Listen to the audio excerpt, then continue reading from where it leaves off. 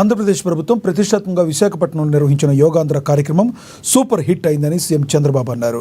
11వ అంతర్జాతీయ దినోత్సవం సందర్భంగా తాము మొదటిసారి నిర్వహించిన యోగాంధ్ర ఈవెంట్కు 2 గిన్నిస్ బుక్ రికార్డులు నెలకొల్పడం సంతోషంగా ఉందన్నారు. ప్రజల సహకారంతోనే యోగాంధ్రను విజయవంతం చేశామని, అందుకు ప్రకృతి కూడా సహకరించిందని తెలిపారు. ఇవాల్టి కార్యక్రమంలో 3.3 లక్షల మంది పాల్గొన్నారని తెలిపారు. యోగాను విశ్వవ్యాప్తం చేయడంలో ప్రధాని నరేంద్ర మోడీ కృషి ఫలించిందన్నారు. యోగా అందరికీ అవసరమనే భావన తీసుకొచ్చింది మోడీనేనని తెలిపారు. ఈ నేపథ్యంలో 11వ యోగా డే విశాఖ డిక్లరేషన్ తీసుకొస్తామని, యోగా పరిషత్ ఏర్పాటు చేస్తామని, ఆరోగ్యానికి యోగానే గేమ్ చేంజర్ అని సీఎం చంద్రబాబు స్పష్టం చేశారు. 11వ అంతర్జాతీయ యోగా డే ఒక గ్రాండ్ సక్సెస్ అయింది. అదేవిధంగా ఒక హిస్టరీ క్రియేట్ చేశాం. ఒక మాటలో చెప్పాలంటే ఇది సూపర్ హిట్.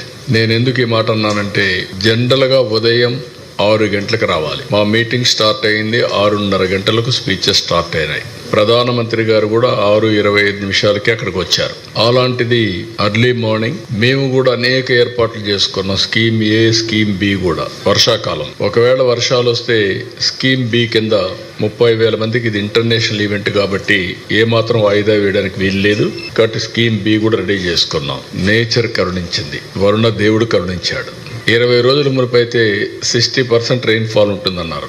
అప్పటి నుంచి భయపడ్డాం. రాను 0 రెయిన్ఫాల్కి వచ్చాం. ఈరోజు మధ్యాహ్నం పైన 0.02 mm పడుతుందని అన్నారు 2 గంటల పైన. ఆ విధంగా అది ఒకటి సక్సెస్ అయ్యాం. 3,03,654 మంది అనుకున్న వెన్యూకి, అది కూడా QR కోడింగ్తో వచ్చారు. ఎందుకంటే గిన్నీస్ రికార్డ్ ఇవ్వాలంటే ఎంతమంది వచ్చారు, ఏ టైంలో వచ్చారు, ఎవ్రీథింగ్ రికార్డ్ చేస్తారు. కాబట్టి ఎగ్జాక్ట్గా ఈ నెంబర్ వచ్చారు, అటు ఇటు ఉంటే అవి కూడా డిసైడ్ చేస్తారు.